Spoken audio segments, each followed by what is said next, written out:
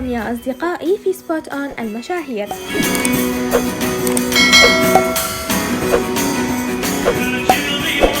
وهذا أحدى الظهور لمارت رمضان ديمير أثناء تواجده في لندن للعطلة وكذلك لأخذ كورس لغة هناك، وهذه الصور التقطتها إحدى المعجبات مع مارت.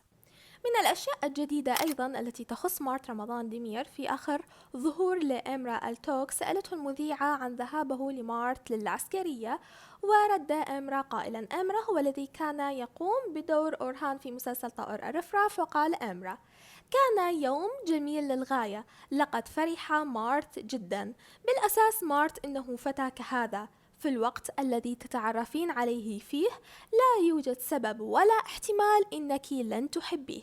نعم، يعني مارت لديه وجه يجعل الجميع يحبونه بسرعة وبدون جهد.